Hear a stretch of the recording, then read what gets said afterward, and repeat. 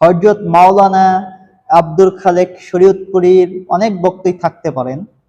তো শরীয়তপুরী সাহেবের আমি একটি ভিডিও কয়েকদিন আগে একটা আপলোড দিয়েছিলাম, আপনারা অনেকেই দেখেছেন।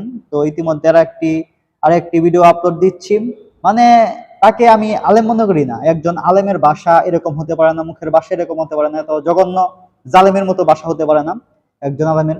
এসব আব্দুল খালেক শরীয়তপুরীকে কারা দাওয়াত করে? আমি সেটাই তো খুঁজে পাই না, যে এরকম আলেম নামের জালেমকে কারা দাওয়াত করে, যাদের মুখের ভাষা এরকম খারাপ, বিশ্রী, জঘন্য, কি একটা ভাষা। তো দর্শক, আমরা ভিডিওটি দেখব। তো আপনারা কন্টিনিউ ভিডিওটি দেখতে থাকুন, তাহলে বুঝতে পারবেন যে একজন আলেমের ভাষা এরকম, মানে আমি বাইরে খুঁজে পাই না, মানে এরকম খারাপ ভাষা হতে পারে। সামান্য বিষয় নিয়ে এত খারাপ ভাষা আলেমের হতে পারে না। আমি তাকে আলেম মনে করি না। তো দর্শক, ভিডিওটি আমরা দেখে আসি। হযরত মুআয ইবনে জাবালকে আল্লাহ নবী বিলাইছেন, বলছেন মুআয যাও, মনটা চায় না তোমার বিদায় দেই, তারপর কিছু বলার নাই, যেহেতু তোমার বিদায় হচ্ছে।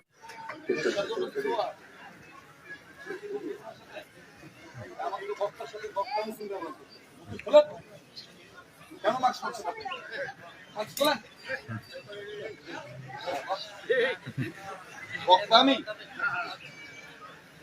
কি করছি এখানে?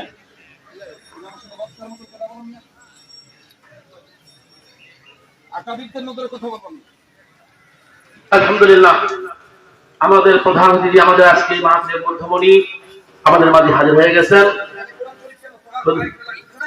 হুজুর এখনই বয়ান করবে। আলহামদুলিল্লাহ, আলহামদুলিল্লাহ রাব্বিল আলামিন।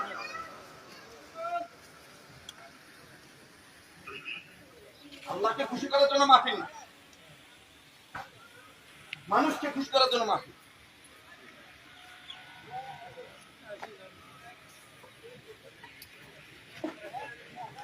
এবিনের উপর কোরআন শরীফ, এখানে পা লাগতেছে, কি হবে এই ওয়াজ দিয়ে?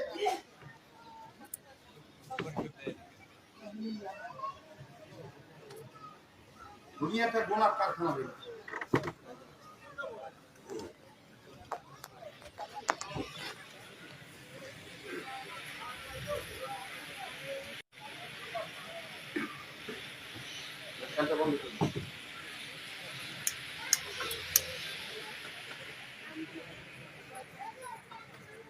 নামছি মুস্তফা করলে সালাম দিবে, আজমতের সাথে কথা বল, বক্তার নজরে কথা বলতে, বক্তা দাওয়াত দিবি সারা জীবন, আলেম দাওয়াত দিবি না।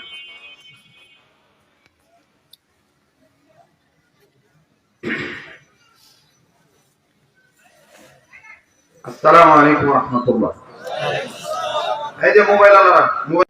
তো দর্শক, আপনারা ভিডিওটি দেখতে পেলেন। তো আমি পরিশেষে একটা কথাই বলবো, যে আল্লাহ তাআলা তাকে হেদায়েত দান করুক। সে অনেক বিভিন্নভাবে ভাইরাল হয়েছে। তো এতে আপনারা লাফালাফি করেন, মানে বর্তমানে তো ভাইরাল ইস্যুই আপনাদের প্রয়োজন, যে ভাইরাল হইলেই সবকিছু কালেকশন হবে ইচ্ছা মতো, হেদায়েতের কোনো দরকার নাই গিয়া, টাকাই সব।